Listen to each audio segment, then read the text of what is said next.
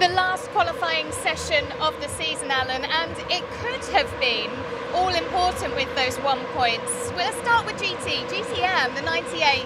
They were the ones to prosper. They're leading the championships. They've got a slight advantage now with that pole from Dallalana. Yeah, the pole from Dallalana is really impressive because him and Lamy have been very quick and consistent. They're Always leading the championship, but they then got that key point that you get for pole position. But Paul, I think, was the defining factor there. Yes. Because he was the quickest amateur driver, but also he just delivered a perfect lap. And moving on to GT Pro, it was the 71 Samba Davide Rigon. Yeah, well, we're outside Ferrari right now, and yeah, of course, have produced a good car around here.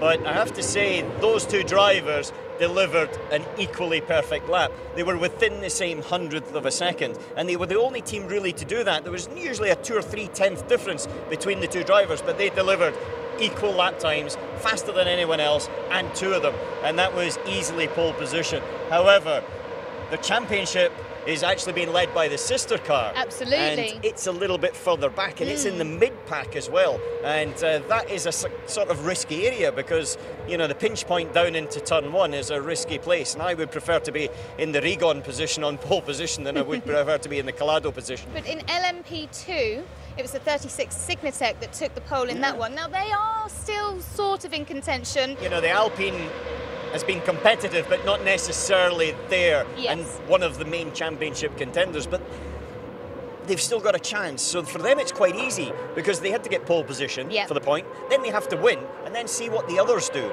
But the others are a little bit further back. The DC Chan car is in second place, 38, and so it's got track position over the Rebellions, and the Rebellions, to be honest, surprised me, and I don't mean in a positive way because they've been very quick yesterday and in free practice 3, but in qualifying it just didn't seem to work for them. And then we go on to LMP1.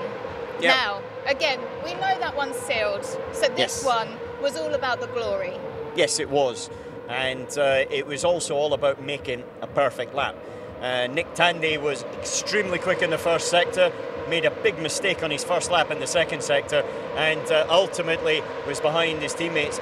And then Neil Yanni delivered a lap where I thought, right, that'll seal the deal. But Tandy went back out, and Conway was also in there in the Toyota.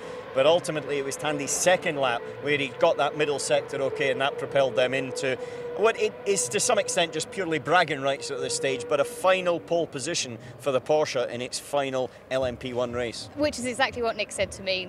What a way to go, getting the pole, and hopefully let's see what happens tomorrow. Well, especially for those guys because they've lost out in the championship battle and also in Le Mans. And so for them, they want to go out with a little bit of glory and self-respect in the final race. However, they're on pole. Don't underestimate Toyota.